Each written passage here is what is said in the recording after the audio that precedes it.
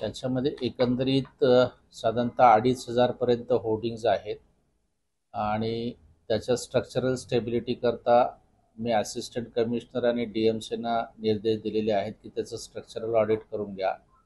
जी illegal त्याच्यामध्ये hoardings असतील, size वाढवलेली असेल तर त्याच्याकरता ते त्यांच्या लायसन्सेस कॅन्सल करण्याची कारवाई करण्याचे निर्देश दिलेले आहेत.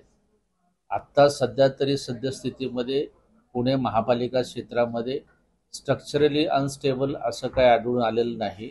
मात्र तसे सर्व सर्वेक्षण करून त्याच्यावर कारवाई केली जाईल.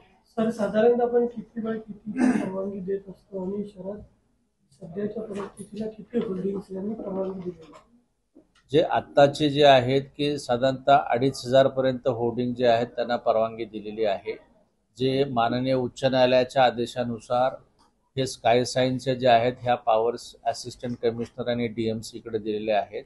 त्यांचा रिव्ह्यू घ्यायचं चाललेलं आहे आणि कुठलंही अनधिकृत होर्डिंग जे आहे ते पुणे महापालिका क्षेत्रामध्ये राहणार. दंडाची कारवाई काय असणार आहे? यापूर्वी दोनदा घटना अशा घडलेल्या त्यानंतर काय कारवाई झाली ना आता?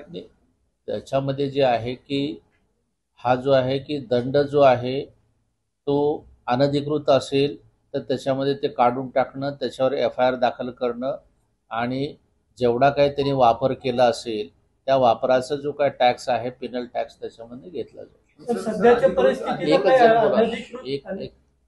एक जण बोला. सध्याच्या परिस्थितीला काय अनधिकृत होल्डिंग आपल्याला शहरात आढळून आलेत का, किंवा जर आले असतील तर त्यांच्यावर काय कारवाई केली? आता जे होर्डिंग जे आहेत की होर्डिंग्ज आणि बॅनर्स, पोस्टर्स आणि जे टेम्पररी होर्डिंग्ज आहेत त्याच्यामध्ये फरक आहे. जे कमर्शियल आहेत ते होर्डिंग्ज आहेत. कमर्शियल याच्यामध्ये अनधिकृत काही सापडलेले नाहीत.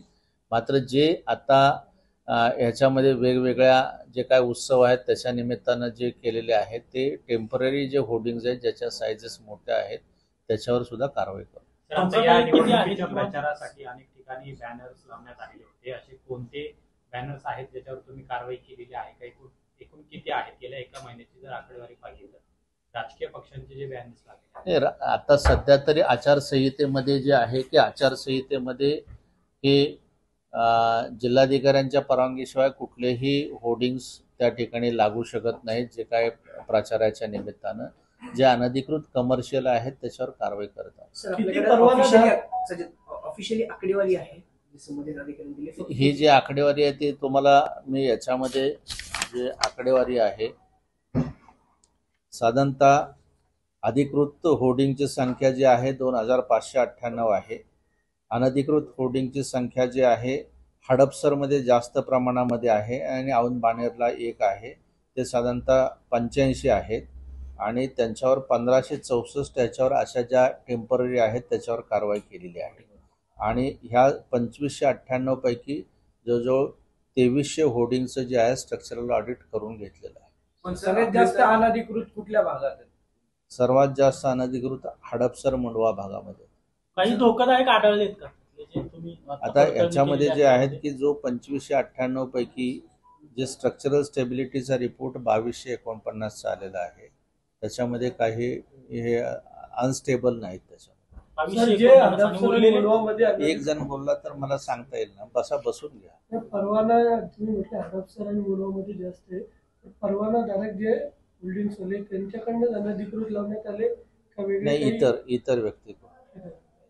पण सर आता समजा ज्या काही घटना घडल्या त्या शहरी भागात घडल्या तरी अधिकृत होर्डिंग्स असले, स्ट्रक्चर जरी चांगलं असलं ते कदाचित असं वाटू शकतं की भविष्यात ह्याचाही धोका असेल किंवा काही होऊ शकतं. पण आपल्या इथे जर पेठांचा परिसर बघितला तर तो खूप गजबजलेला आहे. काही होल्डिंग्स पण तिथे अधिकृत पण आहेत, नाही असं नाही, पण ते धोकादायक जर वाटले प्रशासनाला तर ते काढले जातात. त्याच्यामध्ये जे आहे की आम्ही आता त्या पॉलिसी गाईडलाईन्स आम्ही रिवाईज करतो आहोत. त्या पॉलिसी गाईडलाईन्समध्ये जे आहे की 1/1 आहे, सँडविच आहे आणि ज्या कंजेस्टेड एरियामध्ये आहेत त्याच्याकरताचं आम्ही धोरण वेगळं. 1564 1564 अनधिकृत.